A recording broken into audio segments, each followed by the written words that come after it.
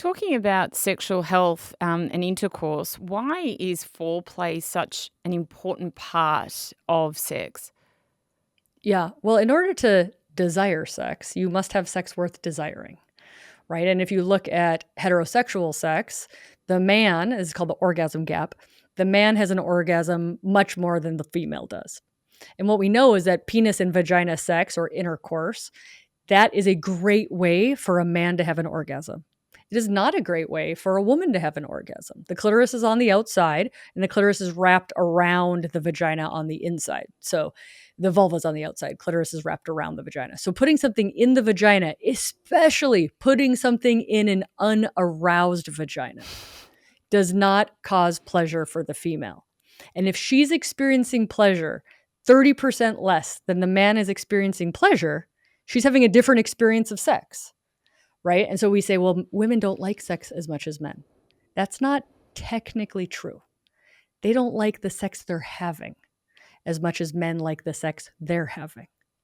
So they did this fascinating study. They asked they went on a college campus. They asked all the men, would you like to have a one night stand tonight? Every single man said yes. They asked the women, would you like to have a one night stand tonight? Every single woman said no. And they said, well, women don't like sex as much as men. Well, that's technically true because the women said no to it. But if you think about what a one night stand is, there's no connection. The woman only orgasms 7% of the time. It's all about the male orgasm. That's a worse experience for her. Of course she would say no. So another researcher said, let's switch this around. Let's ask the women, if you could have sex today, one night stand, you feel loved, you feel supported, you are guaranteed to have an amazing orgasm, and you feel safe.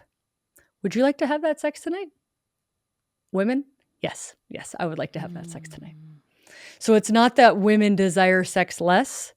The sex they're having is less desirable. So to go back to your question of why is foreplay important, because if you want to have sex with somebody, you might want to make sure they're having as great of a time as you are. That is good information, especially for the men.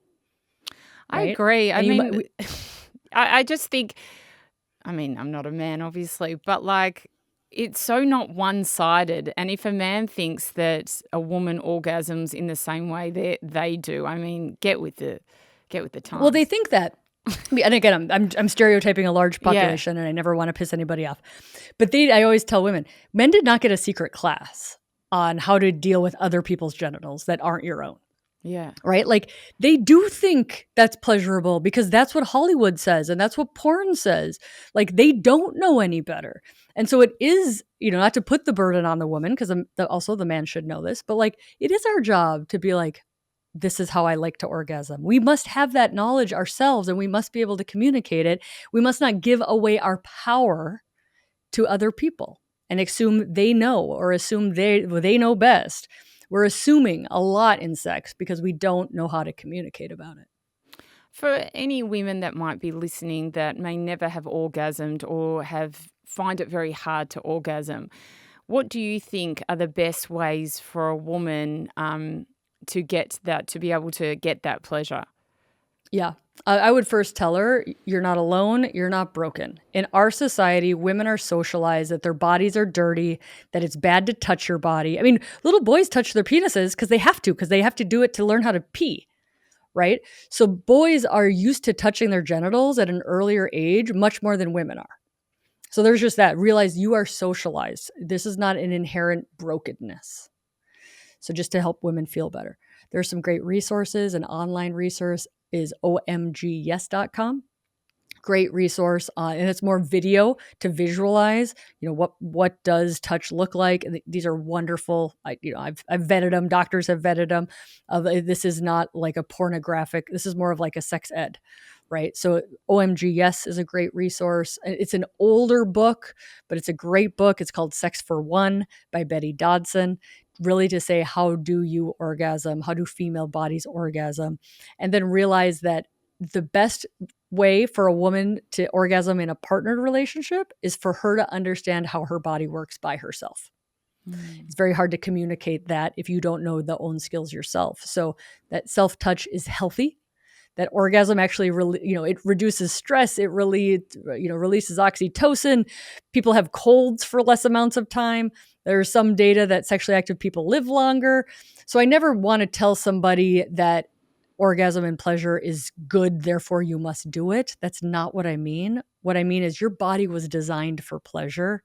This is safe. This should be allowed. We've been socialized the opposite of the truth. And then vibrators, like, I joke, I'm like, I have 3 vibrators for my mouth. I have an electric toothbrush, an electric flosser, and a water pick, right? Like, why do I have so much technology for my mouth? Because it's designed to do a better job than my hand and a tree branch, right? And so don't fear the technology. Vibrators these days are incredibly well created for female orgasm. Don't be afraid of them. High quality is nice.